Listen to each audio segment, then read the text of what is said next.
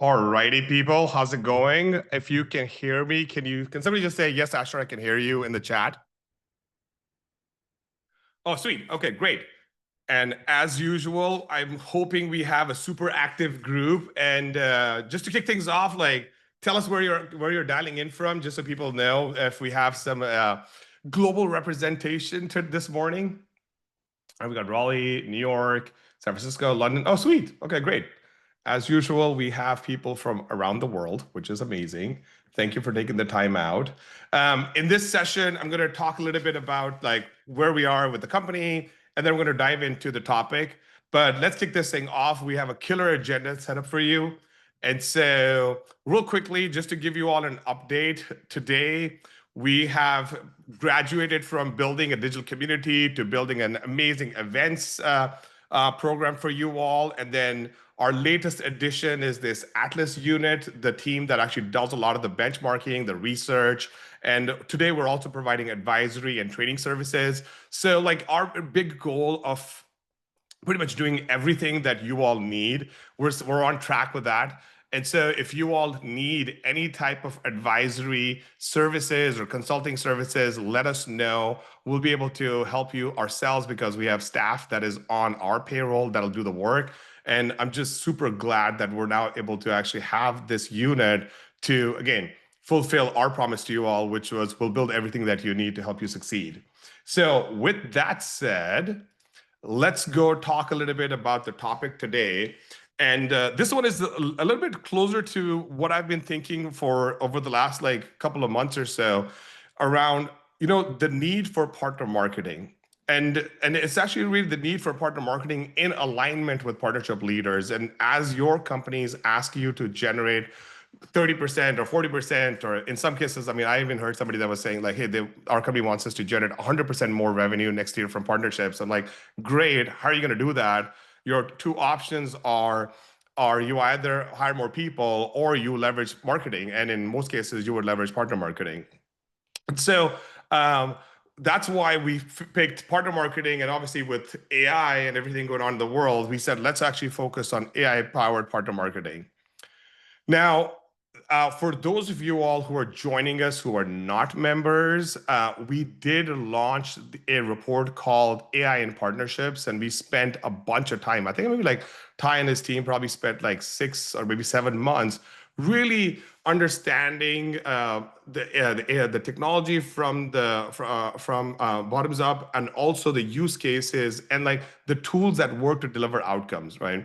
And so what we figured out is specific use cases that will show you and deliver outcomes for you all. And then we created this AI partnerships report specifically for that.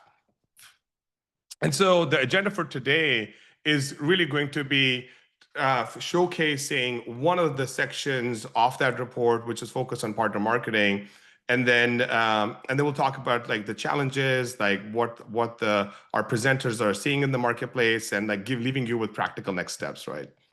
So if you haven't received a copy of the AI and Partnerships report, we built this with a number of companies, but specifically with Workspan and EY, who were our launch partners in this. Every single person who's on the call today gets to download this report for free. So go ahead and use the QR code, download it, and I believe my team was actually going to share the links in the chat as well. A big thank you to everybody who contributed. A number of our members like jumped in, and we were able to actually go get companies that like are actually leading the AI wave, like of course with OpenAI and Writer and stuff, but also companies that are consulting on AI, which would be IBM and EY. So we've got a number of different perspectives in this report for you all. And again, you can share this internally too. Frank, not to worry, our team will help you, with downloading it for free today. So with that said, today we have amazing speakers. We have Harbinder, one of my friends in the market. He's the CEO of MindMatrix. MindMatrix has a long history of helping partnership leaders navigate not just the market changes, but also the technology needs to build programs and scale them.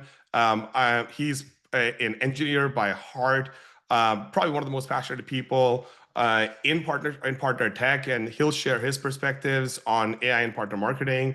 And then we have Stephanie from Lenovo joining us, and she's responsible for the marketing digital transformation unit, and then she'll share her perspectives from a practitioner perspective, but at scale, you know. Because what I want to do is I want to share things at scale with you all, so then you can take that info back to your teams and then show them like what good looks like or what great looks like, and then chart a path to that.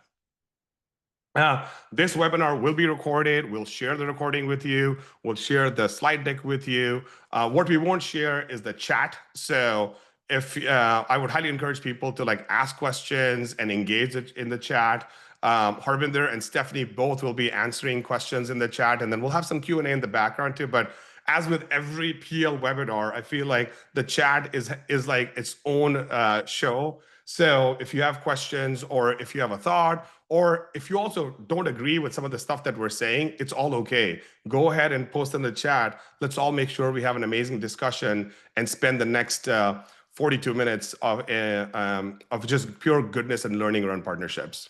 So with that said, let's do a quick poll, right? So let me have my team launch the poll. And the poll is really going to be around what describes your perspective on AI and partner marketing today. Option A is it's mostly hype right now. Option B is it has potential, but we're still learning how to apply it. Option C is it's already improving some parts of our campaigns. Option D is it's reshaping how we plan and run partner marketing. So let's give you all a little bit of time to take the poll. So I can see about 60% of people have taken the poll. I would encourage everybody to take the poll, and then we'll also share the results of the poll right now live, because I know in previous webinars we kind of skipped that part, but we'll actually share it so that you can all take a look at it. Jim is saying it's a bit of a subjective question. Jim, say more. Like let's get the dialogue going in the chat window. All right, we are at about 70% of people have taken the poll. Come on, people, like take the poll. Let's get it over 80%. All right, we have 72, 73, going once, going twice. All right, let's go ahead and end the poll, Erbon, and then let's actually share the results. Or can I share the results? Oh, okay, people should be able to. Okay, if you can see the results, let's do it. Madeline is saying, I need we know it's the thing, but we are not doing anything about adoption. That's funny. That's great. All right, so I've broken this conversation into two sections, right? So first, we'll bring Harbinder up. As I said, he's the CEO of MindMatrix, and he's responsible for building the technology that we would all use, right? So he has to really vet, again, the use cases, the outcomes that they can drive. He has to deal with the challenges of implementing the technology inside your company. So let's bring him up and then have him talk a little bit about what he's seeing in the marketplace. So Harbinder, do you want to show your camera and let's see, show video panel. All right, there we go. You should be able to see me now. Can you see me? All right. Yeah, I can totally see you. Okay, perfect. So thank you, Asher. I'm excited to be here. So yeah, tell our audience a little bit about your background. I think it's a pretty cool one. I'm going to. So, you know, like you see the picture on the slideshow. This is like almost 18 years ago. This is the time frame I started, we introduced the partner marketing module within the MindMatrix platform. Okay, so intentionally I kept the pictures so you can relate back to it. A lot of gray hair. So I've been in, partner enablement space. I started MindMatrix 28 years ago. So it's been a long journey. Started in the, I call it in a .com era. And actually during just when the .com was literally coming into fruition. So, and now I'm kind of as a business made a transition to .ai world, from a .com to .ai. So MindMatrix, we provide a platform that has, all around partner enablement. And it's mostly a sales ecosystem enablement platform. So we focus not just on the transactional partners, the channels, but also alliance partners. And then also the inside teams, sales teams, how do you enable them at scale? So when you think about enablement, it is not just the sales enablement or partner portal or PRM we all talk about, it also comes the marketing enablement. So providing partners the tools so they can amplify your corporate messaging at scale in local market and help them generate leads and also develop not just the generating leads after they become a customer. How do you, as a partner, develop a relationship and with existing customers from an upselling and cross-selling perspective. So think about it as more an hourglass phenomenon. So not just a typical funnel. So we provide a platform end-to-end to enable partners, transaction partners, and alliance partners. Cool. All right, let's get into this topic of partner marketing. Tell us a little bit about like what are you seeing that's working for the best partner marketing teams out there? Um, it's a very good question. And then I'll then also talk about how AI is transforming it. Yeah. Now, if you think about partner marketing, it's one of those areas where, as we all hear about the adoption of partner marketing tool and success of partner marketing tool, like a partner portal or the PRM is an 80-20. 20% historically the partners will use it. And there are multitude of reasons why even if they have the need, and there's still, well, only 15 to 20% will actually come in and use the campaigns and all the tools that I'm talking about traditional partner marketing without AI. And the reasons are many of them. Obviously, they have to log into the portal is the, inertia, that whatever the work they're doing, typically most of the partners work in the business, not on the business, make that mental shift that, hey, I got to do something about it. And they have to log into a partner portal. That has been another challenge for a lot of the companies. So logging into the portal, running a campaign, that's a step one, and then making sure that now you're importing your contact list or prospect list, and the step two, and then executing. And then once the leads are generated, what to do with the leads? That's really been another problem. The leads, they gotta really need to follow up with those leads. But when they start looking at the ROI, they start looking at, hey, are they able to generate some benefit or opportunity out of those leads? Because of these different roadblocks, the adoption of a traditional partner marketing has been around 15, 20%. As I said, I've been doing for almost 20 years, just the partner marketing piece. So AI is actually transforming some of the stuff, and we're seeing an uptick in the adoption of partner marketing tools because of AI. And that's something I'll get into in a second. So wait, okay, so just to sum it up, so what are the things that the top performing partner teams are doing amongst your customer base? Like, So are the they top, doing more ABM? Are they doing like I'm trying to get a little bit more tactical, yeah, just yeah, double yeah. clicking So so that the audience can absolutely. learn. Yeah. So when you think about top performing partner teams, one of the important thing is first, you have to understand your partner base. So the tactics and strategy that works for one partner group, you have to really segment your partners.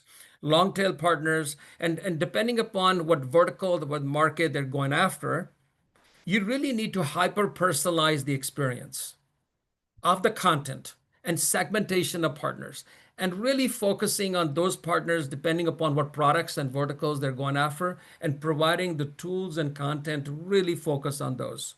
So you just can't provide everything to everybody. That is not going to work. Okay. Got it. You have to really understand partner profile and attribution, who they are. So, for example, this is really where the AI comes in. And a lot of partners, partner marketers are leveraging AI to do an accurate partner profiling. So, give you a simple example. You have a lot of partners in your ecosystem. And let's say as a company, you have a couple of solutions. You're going after healthcare, manufacturing, high tech. And one thing that you can do using AI, you can look at the unstructured data the partner have on their website. Partners have a lot of data on their website, and also the stuff they're promoting on LinkedIn. You can really narrow down which partner is going after which vertical for your solution or combination of those solutions. So now you can provide healthcare centric campaigns to the partners that really going after the healthcare market. Again, personalizing the experience and the content based on the partners you're targeting. So hyper personalization is the key. That is one. So that means you have to really understand your partners. And then using AI, this is where really AI helps you do that. The second area where the successful partner marketing teams now lately have been really personalizing the content or providing the tools to the partners now where the partners can take their messaging, their brand, and the corporate brand and the corporate content. Now they can really hyper personalize the content based on the prospects they're targeting in the local market. Now you're giving them a tool, and as you can see here, hyper personalization gives you better open rates, click through rates, and that gives you better results. So that is actually helping the partner marketers in the using AI. Now, so especially the other element here is when you're thinking about global companies, you have partners in every geo. Um, Partners in France wants to see content in French and also localized. Historically, without AI, the problem used to be you create content, then you have an agency changing the content and making sure the content is okay. It used to take a lot of time. A lot of times, partners will not get the right content in their language. So now AI allows you to scale this with a minimal cost. And so there are many different elements where the partner marketers are using these technologies and techniques to be a better partner marketer. Again, I will say, understanding your partner and making sure you have the right content and the tools that match partner interest. That's really I would start with. Cool. Okay, so to sum it up, the best partner marketing teams are taking advantage of hyper personalization by creating profiles of the different types of partners that they're serving in the different geographies, in the different industries, across different product lines, right? Now, this is probably much simpler for smaller or earlier stage companies, but then as you grow, you have to think about these different combinations and permutations that you need to serve your partners with, right?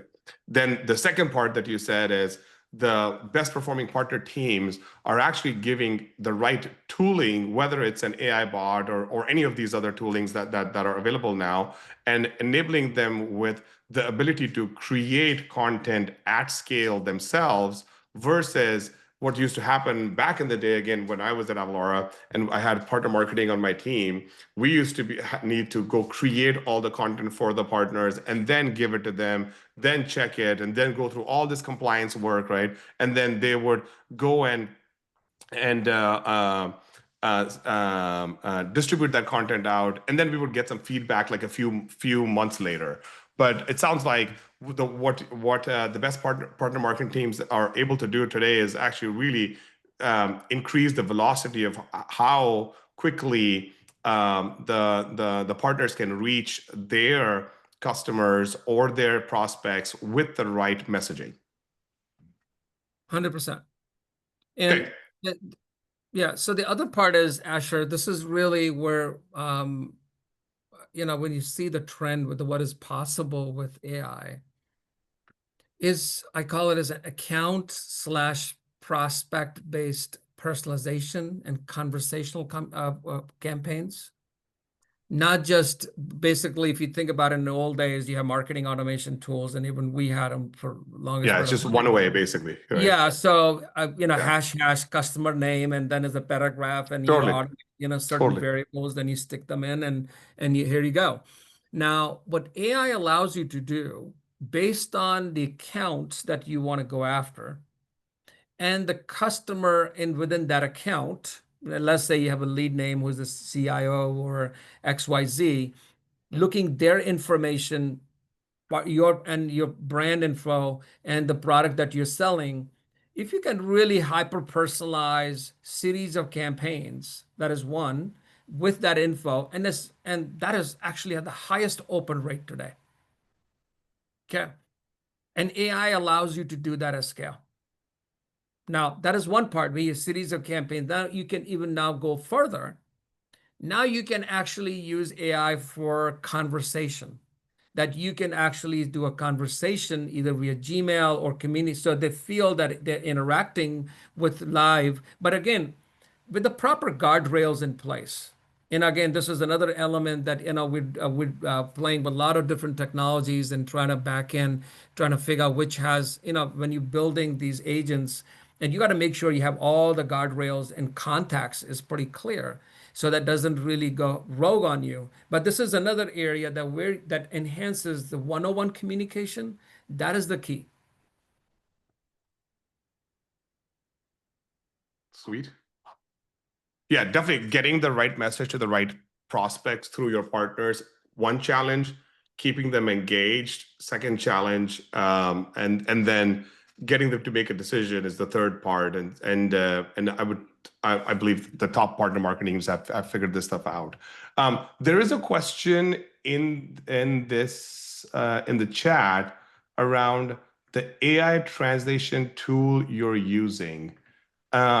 April, do you want to expand a little bit about like, is it the AI translation tool? Well, actually, Harbinder, do you have a point of view on this? Like, does Mind Matrix do this natively, or Yeah. do you recommend another tool? No. We do again. Nobody does natively in a sense. Nobody, we all leverage tools like OpenAI, DeepL, and Google. Okay. And but it so th those are the engines. There are a lot of other engines, so we use DeepL. But now the important part here is we provide this technology within the platform. It is all about creating translation engine or context within the platform. That is what we do within our platform. So what does that mean? So that means is, for example, let's take a case of Lenovo. Lenovo has data dictionary, that is that, hey, for Lenovo products, and this is the French translation, this is our standard. This is how the word XYZ will be in French or Spanish. So there is a data dictionary context that is there for Lenovo. Okay. Now, when AI does the translation, it looks at the context that is there within the context of your context. It looks at it and make sure it doesn't really provide anything out of that window. Now, that is one part, providing the context that goes with the translation. The second part is the memory. It learns from it.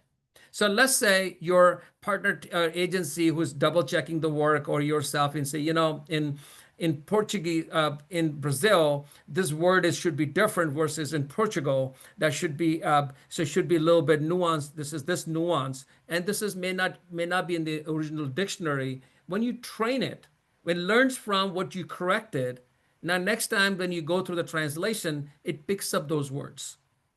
Okay, that is the key. Translation memory, context. That is what the Mind Matrix platform offers. Okay. Now you And can. Sorry, go ahead. no, I was just trying to get to like the. I also think that the best performing partner teams have figured out how to explain their value to the rest of the company, right? And so, how are you seeing the best performing teams explain just again their value through the reports or dashboard, or how have they automated some of that stuff? Oh boy, this is a very good question and a tough question. Okay. Regardless of AI or any other platform, the important part here is how do you actually provide a show ROI, not just to the partners, but to your C-suite, okay, as a partner marketing teams. So what we have done is, and something I can tell you, some of the best practices when you think about partner marketing, that broken this down into a couple of different categories. Leaving so we'll talk about it, MDF and the BDF funds. And let's talk about just from a tactical campaign execution perspective. The important thing is partners are generating leads. Partners, and we categorize into two buckets: influence leads and direct impact leads, where the lead was directly created within the platform. And then is the lead that got influenced by the campaign. Now, the important aspect to show the value is to tie in the deal registration and the opportunity creation process in the back end. You don't even have to look at the individual lead. You have to just look at the domain of that opportunity and in the deal reg and associating with all the campaigns that have been sent to that domain within the system. So we have built the tools that basically allow partner marketers to see that how many of these deals and opportunities got influenced by partner marketing campaign.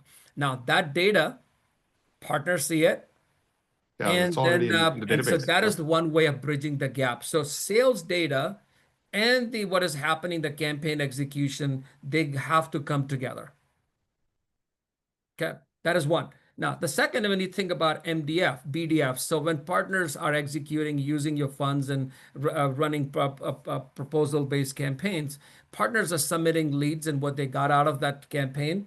Again, you tie that back with the deals, increase in deal reg volume and opportunity. You have to bring that data together from a sales data point of view and what is happening in partner marketing tool.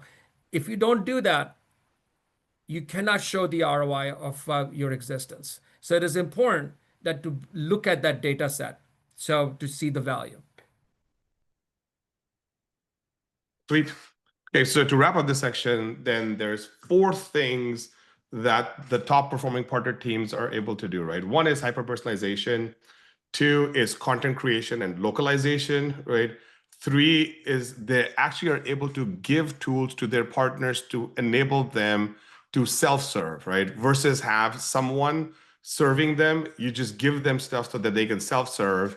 And then the last part is they've figured out the plumbing to make sure that their value is easily viewable at any point in time. And I'm assuming with AI, it's actually real time. The biggest challenge here is, the tools you can absolutely, they can do most of the stuff real time. Is Yeah. just the backend data. And this is really the data governance and what people have access to data. That's another challenge, and we'll get into Yep. that. But that's really one of the key things that I would say. One thing, the bigger the company is, people are hesitant using AI at scale across the board. Okay. Yeah. Yeah. Small to mid-sized companies are very open, especially in the sales and marketing groups. Okay. And and it's just being they have the data in many areas, and B, they have a lot of governance and controls in place, and data privacy bias. They have a lot of things they need to worry about, and then they have teams all over the world. So there's a lot of, and Stephanie will certainly touch upon that, but that is really the bigger the organization. There's a little bit something people are more, they want to evaluate AI technology more diligently. But small to medium-sized companies, they're more open to taking that risk and chance. And so we see a lot of embracement of AI for small to mid-sized companies. There's a question from Suraj around, would you differentiate partner marketing source versus influence in the portal? I would just say, Suraj, like and we actually put out a exec maturity model. And if your company is really focused on partner source, just show that versus actually confusing people. But if the company is graduating from partner source to actually the other benefits of partnerships, which are around adoption, engagement, renewals, expansion, all these other things, then by all means, show the influence numbers on the portal as well. But you have to get your company in that direction first before you create another KPI or push for it. And in most cases, it's better to work with RevOps, especially if you're in a larger company, to drive that change, or with the CFO or the finance team, versus trying to do that yourself, because then you just look like somebody who's trying to play the proverbial game. Harbinder, do you have a point of view on that? No, I agree. I agree with you. Yeah, because I really feel like the company has to be mature, and not now that we've seen a number of companies. I mean, there's 1,800 of them in PL today. So if your company isn't ready, don't push a new KPI. You're just going to be creating more noise, especially right now when people are just trying to figure out like how do we simplify things as we go into 2026. All right, Harbinder, let's wrap your section up. What are some of the critical tips and pitfalls to avoid that the audience can take back with them to hit the ground running? You've given four really good things that people should be thinking about, and then using AI to solve for. But then I'm sure there are some gotchas, some things to just keep in mind, some things to train and coach their colleagues in the company. So let's talk a little bit about that. My advice to everybody is start small. Okay. Technology exists. Number two, technology exists. Start with the partner profiling. I'm surprised to see that so many clients, the data of the partner attribution is still kind of in a bad shape. clean up your partner data, get to know them. Okay, number one, get to know your partner. More you know about them, what they're selling, how they're selling, where they're selling, what product solution, or they're even selling your product. That's important. That data exists in an unstructured format in different places. Get to know your partner. Once you get to know your partner, that is the first step, data. Then the content, the services, the solutions that you offer, now you have the ability to really hyper personalize and hyper focus for the partners, because that would actually help them. So that is really start small. The few areas that you can absolutely use partner marketing is content creation, translation, no brainer, that helps you give you scale. Please, in the meantime, get to know your partner. Okay. And then the important part is obviously the partners and then measurement. Measure the results. And AI allows you to see the effectiveness of campaigns and data and ROI. So again, my advice will be start small, get to know your partners, and hyper personalize it after that. Super. Wise words. If you want to ping Harbinder, scan the QR code or ping him on email or LinkedIn. I can attest that he's wide awake at all points in the day. I know that because we text quite a bit on just different topics and stuff. And if you get to meet him, you'll actually enjoy spending time with him because he genuinely cares about this audience. Harbinder, thank you so much. You can go off camera, and then let's go to the next part of this presentation, which is a quick plug about partnership leaders.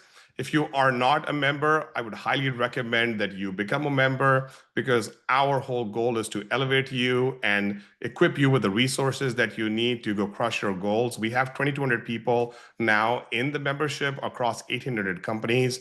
Whether you're a large company, a small company, or a high growth company, or an experienced company, like, we've got something for you all now, and we have enough resources to serve you. Like, this is an extremely proud moment for all of us, because we finally have the resources to literally deliver everything that you need outside of technology. That's why we have to bring people like Harbinder on. All right, let's go to the next one. Let's do another quick poll. So if my team can bring the poll up, and let's talk a little bit about how would you describe your team's current use of AI in partner marketing? So option number one is we're not using AI yet, but exploring it. Option number two is we've started experimenting with a few use cases. Option number three is we're actively listening using AI across multiple campaigns. And then option number four is we have a defined AI strategy driving measurable results. All right, so I also want to quickly highlight our good friend Tim Grew, and there are, I believe, 3 or 4 other people in this what I would call a partner marketing mastermind group that they've created. They've actually created a private channel for themselves, and they meet regularly. And so as you become a member, you're also able to join them, because they really care about partner marketing. And in my own journey, as I've graduated from sales and tried to understand how to generate more pipeline, I had to learn marketing first, and then really understand partner marketing. So I'm a big fan of just leveraging partner marketing to, one, either provide assurance that you'll hit your goals, or also provide insurance that you for sure will hit your goals. And so I'm happy to talk about partner marketing at any given point in time. But we have a number of, again, resources for this persona. If you are a partner marketing leader, we can support you. But if you're a partnership leader, you should absolutely be working with your partner marketing leader. All right, and our good friend Jim Ash is saying, to me, partner marketing is all about how can you be better together. I totally agree. All right, how many people do we have? So we have, what, 61% of the audience has taken the poll. So we'll give it like 30 seconds more. Interesting to see all the data. Let's see if we can get this over to 70% and then share the results with the audience. All right, we are 4% away from this. So if you can quickly just pick an option, pick the one that just comes to your mind first, because that's mostly, in most cases, the right one. And then let's go. All right, Erbon, let's go and share the results of the poll. All right, so folks can see that the number one option is we've started experimenting with a few use cases, which is great because that was exactly what Harvinder was saying. Start small and then go big. And then the number two option is we're not using AI yet, but exploring it. Interesting. And then the number three option is we're actively using AI across multiple campaigns. And then the last option, which I believe is just 3% of the people, are saying we have a defined AI strategy driving measurable results. Okay, great. All right, well, that shows you where at least this audience is. Let's go to the next part of the presentation where we have an amazing speaker from Lenovo who's going to talk a little bit about what she is seeing. And so let me go ahead and bring Stephanie onto the stage. Stephanie, you can turn your camera on, unmute yourself. Let's have a quick conversation with you. Thank you so much for joining us, Stephanie. Tell our audience a little bit about yourself.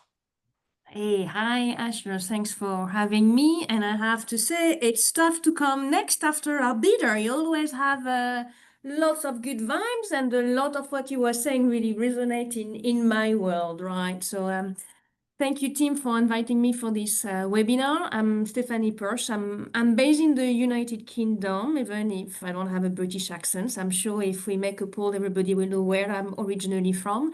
And I have the pleasure to be in the US time zone this week. So I'm very happy to be in the North Carolina rally just now. And yes, bang on, France, you are right. So I am working in Lenovo. I am part of digital transformation. In marketing worldwide, all of you may know or not know, Lenovo is a global company. We are a technology company in PC, server, solution, and mobile. So inevitably, when you are a technology company, AI is front and center, not just in your product, but in how you want to interact within the company. You know, customer zero, it's us, and also with our partners. And we have a big partner reach within Lenovo. Great. So tell us a little bit about how Lenovo is leveraging AI in partner marketing.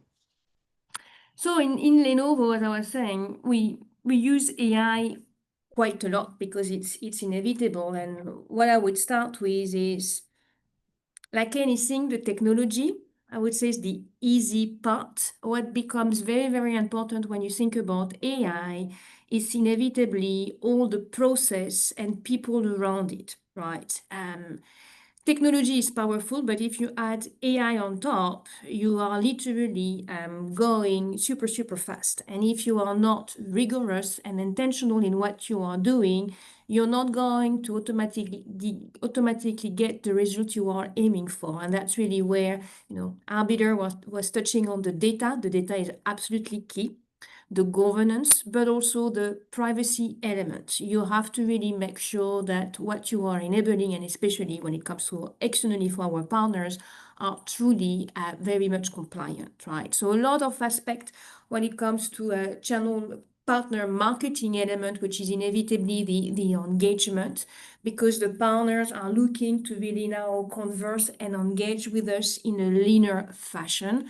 And when it comes to the AI and transforming the partner marketing, it's really by automating tasks, analyzing data, and personalizing the interaction. And it's not really unique to partner marketing. Everybody would expect this. Even us, you know, when we interact as a customer, that's also what we are expecting. And already our bidder was touching on the hyper personalization that is very, very key, and the data element. If you don't have the data, you will not be able to personalize. So Makes sense. Stephanie, before you go, sorry, and I apologize because this is my style of actually running these things. How big is the partner marketing team in Lenovo? I just want people to understand the size of what you're dealing with here. Well, my remit is Europe, Middle East, Africa, Asia Pacific, Latin America, and North America. So it's pretty big. Okay. So, I mean, are there like hundreds of partner marketers or tens of partner marketers? Thousands. Oh, thousands of partner marketers. Okay. So you were really like, you have to like, everything that works has to like launch a bunch through multiple regions, multiple time zones, multiple compliance requirements. Okay. So great. Okay. So this is like the toughest of the toughest environment is where you're at, basically. I think it's so normal for us that we see it as not being so tough, right? But what is very also important to take into consideration is these nuances, and even Arbiter was mentioning it, translation becomes a key element, when you have such a broad reach, is making sure, you can really tap on AI translation, but also from one market to another. The maturity of the partners are different because the economy is different. So how do you also make sure when you are thinking about partner marketing and AI, you take all of these nuances into consideration becomes very, very key, right? The onboarding process, how you want also to train your partners. How do you make sure that you provide them the relevant type of training they need based on where they are in the partnership they have with us. And that's really where AI and the data element are very, very important for us and key. So what examples can you share of how AI is actually improving both efficiency, creativity, and then increasing like partner engagement? Because I think that's actually a big thing in this whole thing is like the one part of it is like, hey, if the partner's already engaged, great, then we can do stuff with them. But if the partners aren't engaged, how can we inspire them to be engaged? I think what is also something to highlight for us in Lenovo, when our partners are collaborating with us, they are collaborating within a very safe space, within a portal. And what we have to make sure is when they go in this portal, they really have an experience that really make them wanted to go back, and making sure that they are guided in that experience when they are within our portal to really make sure that they get everything they need. So that's really where, I was mentioning at the beginning that, the onboarding aspect, the training element, and supporting the processes and having a chatbot to really enabling them for us to troubleshoot whenever they need any support from us. So that would be key area here, which is the onboarding process, the training, because our products are very important for them to understand them, and the certification. Totally. So this is where AI is really supporting them. Okay, and does your let's call it chatbot sit inside the portal, or do you have an instance of it sitting outside the portal as well? Because like sometimes I feel like people are just like, I need a quick answer and I forgot my login, and now it's creating more frustration for me. So it depends in which journey you are. So inevitably, it's within our channel portal. But if, for instance, you would be on our public portal, you also have a chatbot that, you could also reach out and say, okay, I'm having a problem. I need to reach out to someone in Lenovo. Of course, there will be someone who will be there to provide you a support. Okay, great. I mean, this may be a little jovial, but how many times does the "can I talk to a human" come up in your chatbot? Are you tracking that by any chance? We do not, and we should, right? And again, it's the same thing is the chatbot is not there to replace everything, because the chatbot is really to troubleshoot on the most common question and queries you may have, right? I have, purchased a product. Where am I? When is it going to be delivered? This is where, the AI chatbot becomes very, very important. If you have a real problem, you would inevitably want to speak to a human being via a chat, and that human being will be there, right away, and the chatbot will tell you, hey, just wait a second, we're going to connect you with someone. And that's really where you have to find, the right level of interaction when AI is really fast tracking the interaction, because it's very straightforward. And when it starts to become more complicated, to bring the human being here to really make sure that there are no time wasted. Totally. And again, AI is AI, it learns. So more there is interaction and type of problems, more you learn how to resolve them. And then what may sound a difficult problem, AI, as it matures, is able to also start tackling other type of problem that at the beginning we didn't think that it could be possible. And that's something very, very important. And also Arbiter touch on this is starting small is very important to then being able to scale. And we tend naturally to want to aim, shooting for the star. But sometimes you really need to be having a very clear scope, validate, test and learn, and then you can continue growing. Yeah, I mean, this is a great, because I was having a conversation with another very senior partner marketing leader earlier this week, and we were talking about like how to create a virtual partner marketing desk, right? Like where, what they would do themselves is their staff would manage all the top partners, and then they would outsource some part of the partner marketing management, right? And then they would use AI to manage the long tail, right? And then in my mind, I was like, okay, well, what's the outcome, right? Like, is the outcome to really get the unengaged partners to be engaged? And so giving them AI might not actually work. So you have a slightly different problem, right? Which goes back to what you were saying, right? Around like, hey, they have to be onboarded properly, and then they have to be mission aligned, and they have to be somebody has to do proper like account planning with them, and if all of that stuff is in place, then you're leveraging AI to help them. And like what Harbinder was also saying, like, hey, let's give them the tools so they can hyper personalize the experience they're going to provide to their customers, right? And so I guess my question becomes like, how long have you been on this AI transformation journey? For a while, and it will continue because it's not gonna go away. I think that's Yeah. really where it's fascinating. What for sure we all, I think, realize it's going faster, right? And maybe faster than we had anticipated. But even if it goes fast, you still need to really know why you want to use it, how you want to use it, because otherwise it's not going to be a silver bullet solution to everything and anything. And I think sometimes a lot of people just see AI as solutioning everything. And yes, it brings a lot of efficiencies. But if you are also not thinking your data quality, your processes, AI is not automatically going to fix it, right? And that's really where we also have to be very mindful of it. But it's going, what we are starting to do now, in 3 years down the road, it may be obsolete because of the nature of AI, right? And that's where it's something that is consistent. I mean, our leader was saying at the beginning, with his picture, look, it's been 18 years I've been in transformation. And that's exactly the reality. It will always, always evolve. The nuance is with AI, it's evolving faster. Yeah. So it sounds like you've kind of figured out like, hey, there is this pre-portal experience and there's the post-portal experience, right? Like I'm trying to understand, like, is this an year-long journey for Lenovo, or is this a 2-year-long journey? Like, when did you all start working on this thing and to get to the point it is today? We've got Portal for now quite some times, and I think what we also have to start thinking more ahead is it's really the interaction, regardless if it's a portal or not a portal. And that's really where, even more we start to have a different type of generation who have a different expectation in terms of how you are engaging. Okay. Super.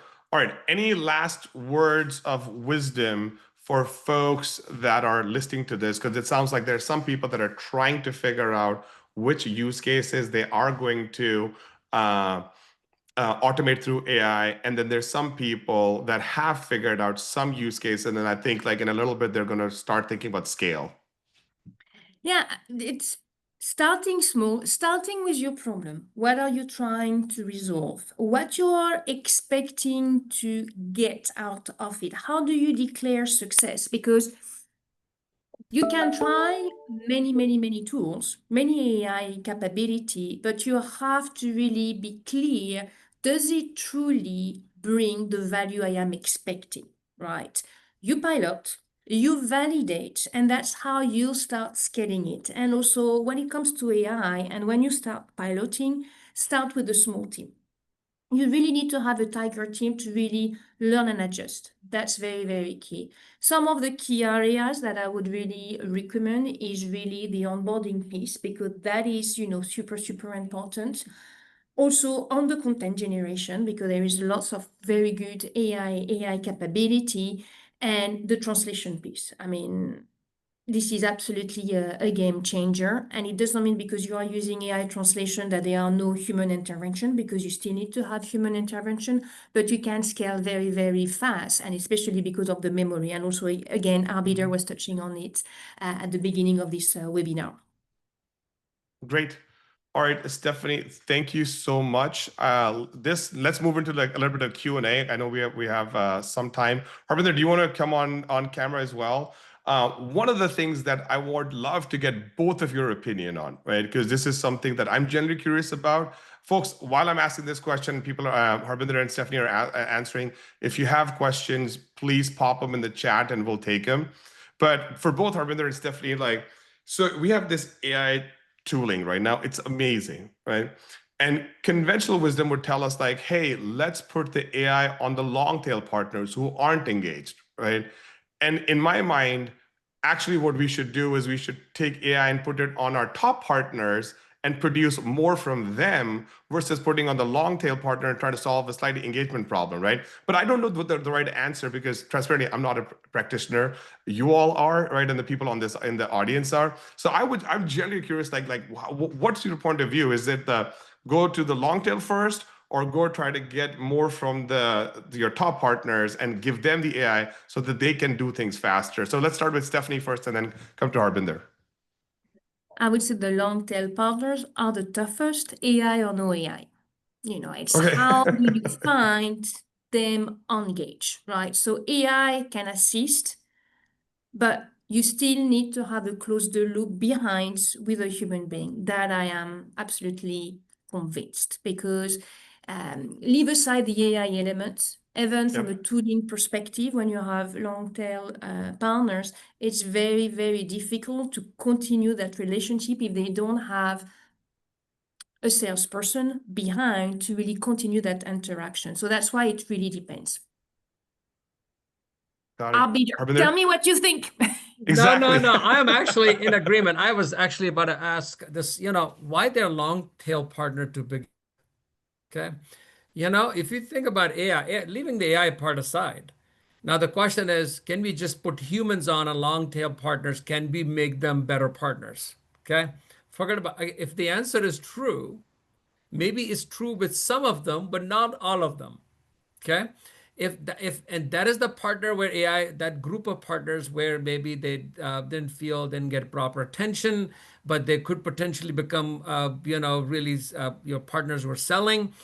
AI is just a tool. There is actually another problem, that the reason why they're still long tail partners. Okay. Right. That is the problem that needs to be addressed more than implementing a technology. That is just how I see it. Okay. Sure, you can automate conversation, you can send them messages, have a voice calling agent call them and say, hello, how are you? That's maybe for few might move the needle, but majority is not going to. Okay. We need to understand Well, that's why I'm saying, like, I feel like we should take AI and give it to the people who are in the top partner category, right? So that they can just move faster, and this admin work that people get stuck with around, like, hey, creating a joint value proposition thing, right? Or like getting some amazing content that is either is a spicy hot take, or it's a friendly tone, or like, all the different iterations that you can take with content. And so we put them on those people, and then take every single person who is going to be working on this admin work and have them work on like offers and like coming up with new creative campaigns. I feel like that would be a better use. But again, that's just me thinking. No. You're correct thinking. I would say, and Stephanie, you can assist me, but I personally think, let's say you have 1,000 partners who are really active and selling. First, Yeah. first thing you should make sure that you gotta give them the tools like agent that can actually answer all their basic questions. So that way they don't have to wait for That's support, right? Like, yeah. Support. But any question about program, any question about content, MDF, BDF, help, assistance, give it to them. 100%. Yeah. That basically you should have it. Now, because what it does, it frees up time for your internal teams, partner marketers to have interaction with the people. Okay. So I would say that is given 100%. Okay. So now you can actually, now you can really, your partner marketers, you're giving them, so they're coming back to your question. I personally believe bird in hand is better than two in bush. So obviously you got to 100%. really take care of the partners who are selling for you. Give them the best what you Yeah. Yeah, I know we're going to run out this, but maybe we should do a follow on, just like more of a debate style session on this topic. But like in my own days of running this thing, running partnerships as a program, I'm like, hey, if we fire like 15% of our long tail, and we actually don't even tell them, right? I don't think they would actually even come back and like say anything, right? And so, but if we take the top 15 or the top 25 partners, maybe they just take the top 35 partners, right? And then focus them and give them more offers, give them more incentives, give them like just do things. I bet there's a larger lift, but I would say in the next 6 months, the data will just tell us that, and there'll be a number of stories out in the market that we can showcase. All right, folks. I am sure we can talk about this topic forever, but just know that inside of Partnership Leaders, for members, we actually do lots of tactical deep dives. So if you want to learn more about how to use AI to like create amazing joint value propositions, or create campaigns for campaign planning, or create automate reporting, those type of sessions we do for our members, because then there's lots of other conversation that takes place after those sessions. And then we have our amazing Slack and all the other, and our insights team is also in our Slack, in our Slack, so they can support people with like questions and stuff. So if you aren't a PL member, please go consider being one. Also, next, we're going to be launching the State of Partnership Leaders. This is a comprehensive benchmark report, and it has all of the top benchmarks that people need today. One, to get more budget, and two, to explain the value of what they're working of what they're doing. And then outside of that, if you have questions, please go and email us or fill out the contact us form by using this QR code. And then outside of that, I'll leave you all with one good tidbit.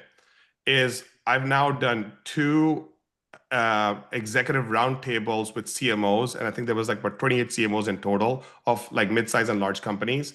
And their marketing investment mix for next year is about 55 to 60% is going to go to events. About 30% is going to go to digital, which includes paid media and content. And then 7 to 10% is going to go to brand. And so it looks like we are gearing up for a pretty amazing event-focused year next year. But that's what I'm learning. If you're learning something else, please either share it in the chat or share it on LinkedIn and tag Partnership Leaders, and we'll amplify it. But outside of that, Harbinder, Stephanie, thank you so much for spending time with us. I took this 4 takeaways, which was all around all around hyper-personalization and content creation, giving partners their tools so that they can be self-service, and then figuring out how to do conversation campaigns. And the last one was automating campaign performance. So these are my takeaways. I hope you enjoyed that. Outside of that, chat about this stuff amongst your peers. We'll send the recording and the deck over to you in a little bit. And if you weren't able to download the AI and Partnerships report, we'll actually send you a direct download link. Take it easy, friends. I'll see you at the next event. Thank you. Thank you. Bye-bye.